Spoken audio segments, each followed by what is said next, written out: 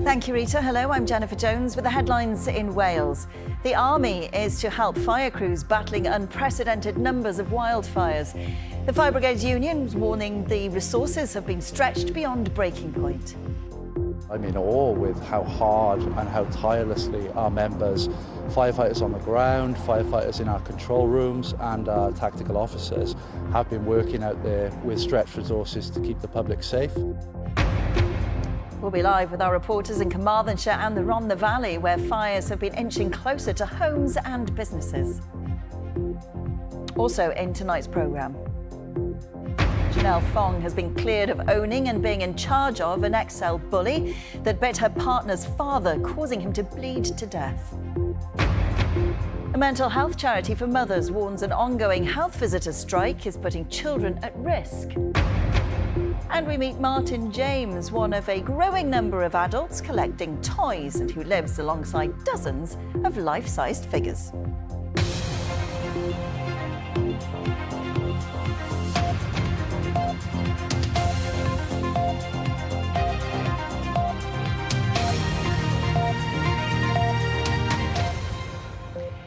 Good evening, noswaith as several major wildfires burn across the country. The Fire Brigades Union is warning that crews are beyond breaking point.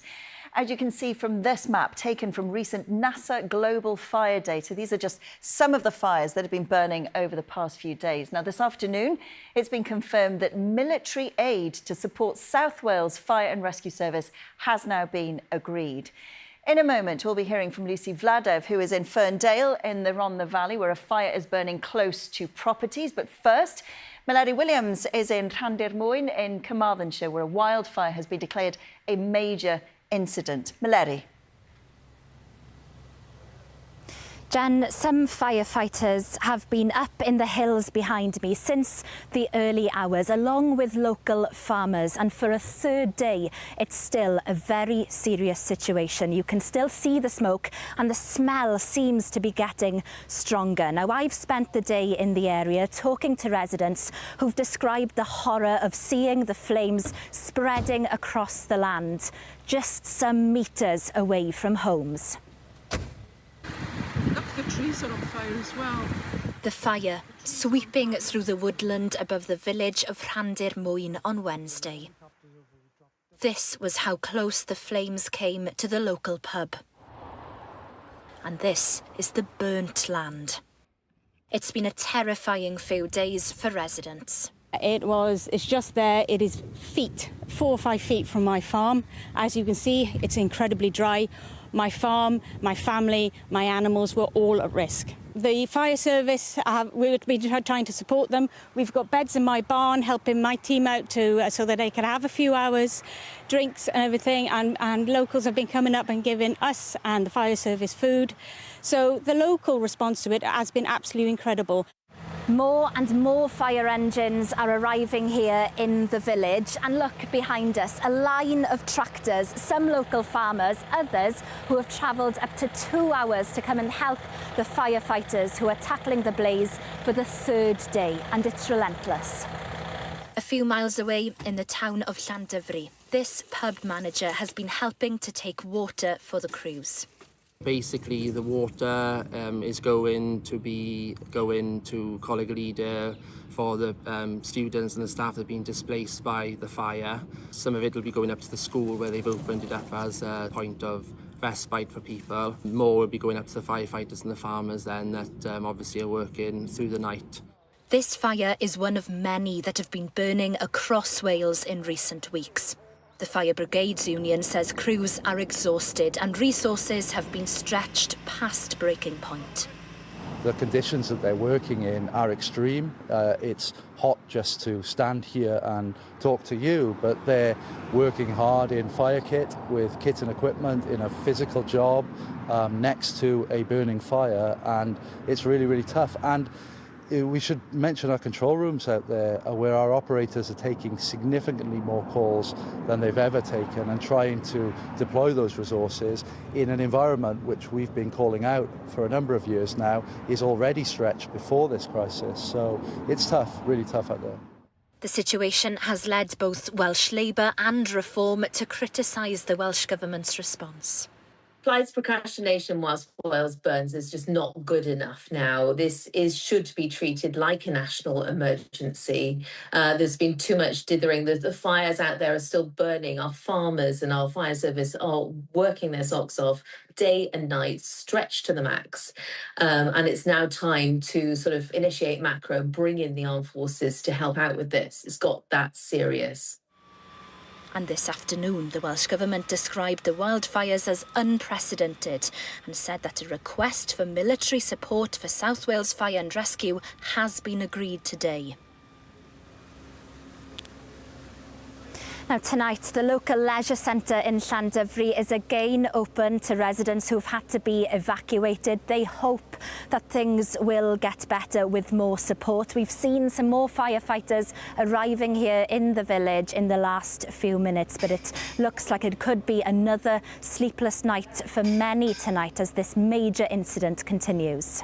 OK, Maleri, thank you very much. Well, we can head over now to the Rhondda Valley where Lucy Vladev has spent most of the day. And Lucy, there's been a flare-up where you are in Ferndale this afternoon. Yes, it shows you just how volatile the situation is that crews are dealing with. We're now just a couple of 100 metres away from the latest flare-up here in Ferndale near Darren Park. And as you can see around me, this is land that is already blackened by fires that have happened overnight in the past few days here. Now, here at this flare-up, we've got at least 4 crews. We've seen the helicopter dropping water multiple times on the land just metres away from the dozens of houses that are here in this residential area. And you can also see residents are coming out, doing whatever they can, cutting down hedges, trying their best to help out, create whatever fire break they can to help out those emergency services. And I've spoken to Mark, who owns the property that is closest to this latest flare-up. The flames are just 30 metres away from his house at the moment. He's got crews in his back garden, dousing the back of his building, damping down the ground outside on that hill, trying to keep that fire at bay. But there have also been fires just a few miles away in Porth, in Unis here as well. Residents there tell me they spent 8 hours with crews trying to put out the blaze there overnight. People, of course, are very frightened. This isn't something that happens every year here in Wales. But there is, of course, not just here, but everywhere, a real sense of community spirit as well. Everybody I spoke to was really keen to show me the pictures of the crews and the amazing work they said they were doing. They're offering them drinks, they're offering them snacks as much as they can. And this, of course, is just a snapshot of what is going on right across Wales at the moment. There is no end in sight yet. OK, Lucy, thank you very much. Lucy Vladev there in Ferndale. Well, some breaking news tonight. 2 people have died following a light aircraft collision in Gwynedd. North Wales Police say they were informed that the aircraft had not arrived at Carnarvon Airport as scheduled shortly after midday. In a statement, the force said that multi-agency air and ground searches were carried out and the aircraft was found in a remote location near to Trawsfynydd. We'll bring you more on this story, of course, in our late bulletin. We'll also confirm this evening the Welsh cyclist Finlay Tarling has died after a serious accident during the 8th stage of the Volta a Portugal. The 19-year-old was competing for the NSN development team when the incident occurred. Well, Finlay Tarling is the younger brother of Ineos Grenadiers rider Josh and had raced for Great Britain on the road and track. Now, there are more details on this on the BBC News website. A man has been arrested on suspicion of murder after an incident the police have linked to 2 rival biker gangs. 56-year-old Anthony Jones died as a result of his injuries following reports of violent disorder in Pont-Newydd near Pontypool last week. Gwent police say a 40-year-old man from Torfaen is being questioned. 25 men had already been arrested in connection with the disorder. 6 remain in custody. Now, a woman has been cleared of owning an XL bully dog named Cookie that bit her partner's father, causing him to bleed to death. Chanel Fong from Wrexham was accused of owning a dog which was dangerously out of control, and an alternative charge of being the person in charge of the animal at the time of the attack. Matthew Richards reports. There was a major emergency service response following Chanel Fong's 999 call in May 2022, reporting that her partner's father had suffered a serious dog bite at her home in Wrexham. The court heard Kevin Jones had been in poor health, was taking methadone and blood-thinning medication and had been staying with the couple. Cookie, the XL bully, was one of several dogs at the address. His mother, Rogue, was in season at the time and had to be kept apart from the others. Kevin Jones told Chanel Fong he would get Cookie in from the garden, but he was then heard shouting at the dog to get off him. The court heard Miss Fong also called into the garden for Cookie to get down, which is when Kevin Jones came towards her, looking unsteady. He pointed to his leg, which was pumping blood, and he said, "He's got me there." Miss Fong called 999 and attempted first aid, applying pressure to the wound. She said she shouted to the paramedics to hurry up, but Mr. Jones couldn't be saved. Cookie was later humanely euthanised. The attack happened before XL bullies were added to the banned dogs list. Giving evidence in her defence, Chanel Fong said her partner Joshua Jones had organised all breeding and registration of the dogs. She said she got on well with his father Kevin Jones, describing him as a functioning drug addict who was anything you would expect a normal person to be, who had experience with XL bully dogs. The jury at Carnarvon Crown Court deliberated for 3 hours before reaching their verdicts. Chanel Fong wept as they delivered their unanimous not guilty verdicts and hugged family and friends after being released from the dock. Matthew Richards, BBC Wales Today, Carnarvon. A man who killed his estranged wife, who was from Carmarthenshire, had never revealed where her body was, will not be released from prison. Glyn Razzle was jailed for life in 2002 for the murder of Linda Razzle in Swindon. The mother of four's body has never been found. The parole board had ruled Razzle could be released on licence in April, but the High Court has today overturned the decision. Their eldest daughter, Kat, was just 13 at the time. She says today's decision has brought her relief. It's a real relief for me and my family that the right call has been made with this case. I think to us it was really difficult to understand what had changed between the parole hearings. We didn't understand why the most recent decision had come back directing our father's release, whereas the previous three had all said no. We're really, really glad that that view is shared and has been recognised by the High Court today. Now, a mental health charity for new mums says the strike by health visitors in Cwm Taf Morgannwg is putting children at risk. Mothers Matter, who are based in Llanharry, say they've seen demand for their services double, if not treble, during the strike. Owain Evans reports. Maybe a lot of mums, maybe are missing out on not having that opportunity to say, I don't feel right, and struggling. Maybe a lot with postnatal depression or different aspects of that because they haven't got somebody to open up to. Don't touch that! Mothers Matter in Rhondda Cwm Taf supports new parents and specialises in mental health. They've seen a big increase in demand for their services since the strike by health visitors began. I would probably say it's doubled, if not tripled, with referrals coming in. Weekly, we have concerns around safeguarding of children that we support through our services. Even though we support the health visitors, it's putting people under undue stress. And it's very, very concerning for our families within our communities at a very, very difficult time in society where everything else is against the odds for them as well. Around 100 health visitors who are members of the Unite Union have been on strike since February in a dispute over their job grading. They say they're losing up to £9,000 a year in pay as a result. While they support the health workers, these new mums are feeling the effect of the strike. Because he's formula fed, so he didn't react very well to the first formula. And I think without a health visitor there, we ended up down the GP, ended up in paediatrics. And it made things a lot bigger than maybe they were if we'd had a health visitor who'd explained how some babies react to certain formula. When they went on strike, she happened to just come down with like severe eczema and it just got worse. So that support was feels kind of like it was plucked away a bit. And we were just in the deep end of just trying to figure it out. A Freedom of Information request by Unite shows that home visits have fallen by 85% compared to the same time last year. In Bridgend County, which is within the Health Board, safeguarding referrals were down almost 83%. Health visitors are worried about the risk and say they want to go back to work. In a phone call, for example, you won't see perhaps there's been a punch hole in a door, or you won't see a sadness in a mother's face, or you won't see that the baby's crying and the mum is disengaged because she just doesn't, she's so sad she doesn't know what to do. So our role is about picking up on those most subtle points and supporting them. They want Welsh Government to intervene.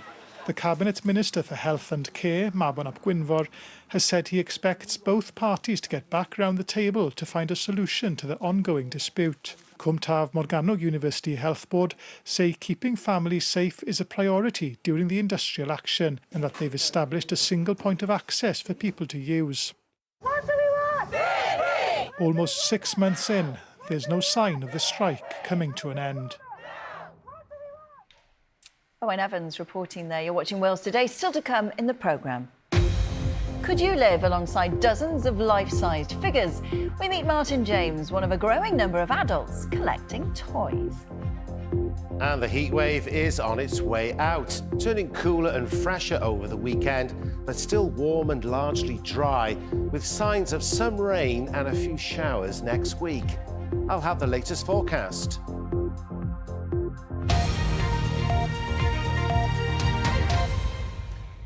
Well, now time to meet a teenager who has spent the last 5 months defying the odds.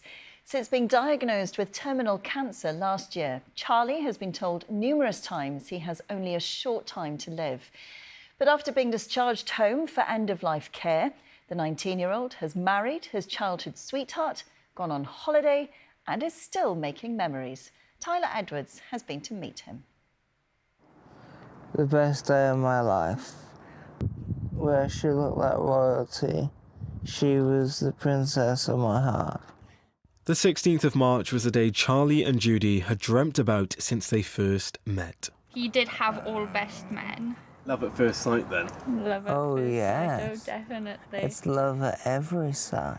Because, my goodness, what a sight. But just 4 months before their wedding, everything changed. After weeks of headaches and sickness while studying at university, Charlie was rushed to hospital. There, doctors discovered a rare and aggressive brain tumour. The person who runs the scans, she looked at the sheet and she went white as a sheet. And the look she gave me was just one of pure terror. Doctors diagnosed Charlie with a giant cell glioblastoma, a rare form of brain cancer, and warned the family his condition was terminal. Lying in a hospital bed, Charlie made Judy a promise. I turned over and pretty much said that even if it's the last thing I do, I want to marry you. I was just upset that I'd broken a promise to Judy that I'd be with her forever. Then came another devastating prognosis. Doctors told the family Charlie had just 2 weeks left to live. The consultant's words were, there is no way you can wake up from this. Over a period of 4 hours then they woke him up slowly and the doctor came and the doctor was the other side of the curtain and he pulls the curtain around Charles like that with a Big Mac in his hand and he said, I've never ever in all my time in ITU seen a patient sat there eating a full-on McDonald's. And he I did. was hungry. Since then, his family say he's continued to defy expectations. Getting married, going on holiday, and regaining movement after suffering multiple seizures. I can't believe you can do that. But alongside those milestones, his mum says the family have faced a battle for support. She says Charlie has fallen between children's services, adult services and palliative care, leaving them fighting for equipment and rehabilitation. They've sent us home expecting Charles not to still be here then, if that makes sense. But he is here. And it just feels he doesn't fit into any particular pathway, so we've kind of had to make our own. And we beg, borrow, and just do what we can, you know, to try and make life as enjoyable for all of us. A spokesperson for Cardiff and Vale University Health Board said concerns about services are taken seriously and patients receive safe, high-quality care. The health board in Cwmtaf Morgannwg said its specialist palliative care services are tailored to individual needs and include support for young people moving into adult services. Doctors remain clear that Charlie's condition is terminal, but his family say they've stopped focusing on timescales. Instead, they're making the most of every day. Who knows, you know, who knows? He's still going. He's still going, and he ain't giving up anytime soon. That was Cerys Locke, Charlie's mum, ending that report. Sport and the new Football League season gets underway this weekend, and after Cardiff City's promotion from League One last year, there'll be 3 Welsh sides competing in the Championship. 2 of those sides will meet in their opening game, with the Bluebirds hosting Wrexham on Monday night. But before that, Swansea travel to Stoke after a busy summer in the transfer market. Sam Richards has the details. And just like that, the football season is back, and the Championship has a very Welsh feel about it this year, with Swansea, Wrexham and Cardiff City all competing in the second tier together for the first time in 45 years. At the Swans, it's been a busy summer in the transfer market, with the new arrivals rearing to get going. We feel like we've got a good quality side with very powerful, good pace. So we've made some great signings so far since I've joined as well. So yeah, we're really looking forward to Saturday. Also arriving, New Zealand's Elijah Just, who made his mark at this summer's World Cup, scoring 3 goals, and Ross Stewart, who signed on a free from Southampton. But they've lost Ethan Galbraith to tomorrow's opponent Stoke, and the future of top goalscorer Zan Vipotnik, who's been the subject of a recent bid from Hull City, is still up in the air. The club need to see what is the right evaluation we do for the player. We're really happy with VP, he's really happy with us, so if the right offer comes, then we speak. If not, we keep going. Away from the Championship, Newport County fans will be happy to start the season still a Football League club, after a dramatic final day of last season saw them just about survive in League Two. Their story of the summer, a whole host of new faces, including a new manager. It was an easy decision. I think the fans, if you do well down here and you get the team playing in the right way, the fans will back you. I know that, and that's my intention is to try and get the fans on board and come with the team and really try and drive it in the right direction. County start their season at home to Rochdale. Excited to be playing at home first of all, in front of the fans at Rodney Parade. So definitely I'm going to try and get some 3 points there and see how the season goes after that. But perhaps the highlight of the weekend won't come until Monday night, when Wrexham heads south to take on newly promoted Cardiff City, the first of 6 mouth-watering all-Welsh clashes this season. Now, are you a toy collector? Well, what was once seen as a hobby for children is increasingly attracting adults known as kidults, who enjoy collecting figures and memorabilia. And one of them is 61-year-old Martin James, who lives alongside 32 life-size figures in his 1-bedroom flat in Caerphilly County. Charlie Buckland has more. You never really know what goes on behind closed doors. There couldn't be a truer saying for this flat in an old Welsh mining village. I'd like to show you around my flat. It's a bit unusual. Most of a lot of them they're all from America, but it's just all different, unusual stuff I collect. Anything unusual is the brief for 61-year-old Martin James, who shares his home with 32 life-size props. I mean, they call me Mad, and I don't know why. I don't drink or smoke. I don't waste the money down the pub. I just enjoy what I buy. Life's too short to be boring, that's the way I look at it. Not many people collect so many. I mean, I got 32 life-size props here. I think, Jesus, how the hell he squeezed them all in there with great difficulty. I mean, I'm in a 1-bedroom flat. Despite his prop passion now having huge value, it's not about the money for Martin. Kung Fu Panda, I'd give £460 for him.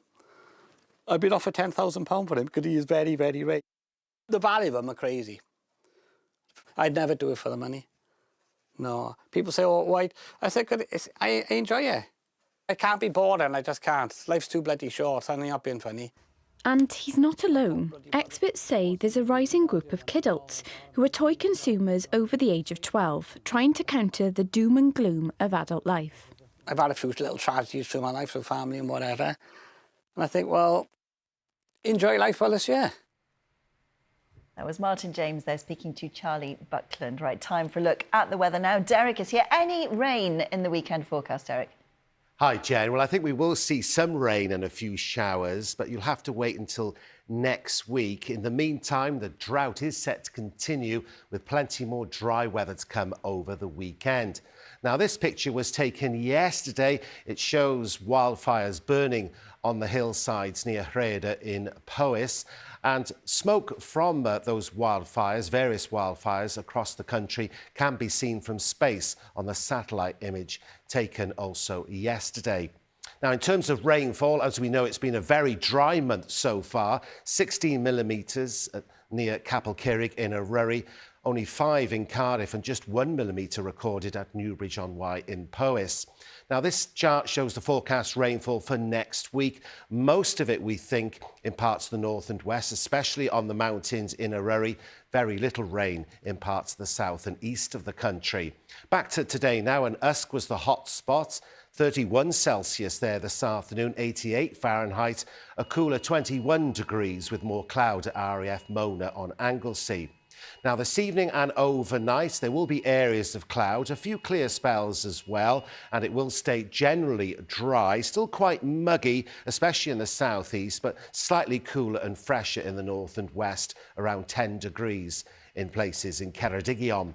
Tomorrow's chart then shows a ridge of high pressure extending northeastwards from the Azores. That means more dry weather. We could see just 1 or 2 showers from some clouds in the north in the morning, but apart from that, another dry day with sunny spells. Temperatures not as high as today, but still warm. Very warm in the southeast, 25, 26 Celsius there, near 19 degrees on parts of the north and west coast, with a breeze off the sea.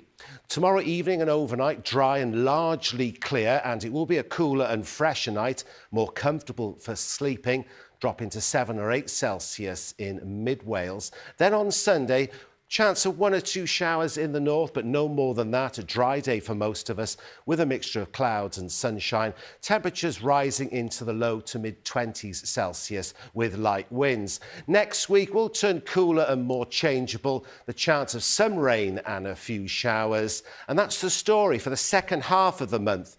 An increased risk of some rain and showers at times, which of course we desperately need, Jen. Yes, we do indeed, Derek. Thank you very much.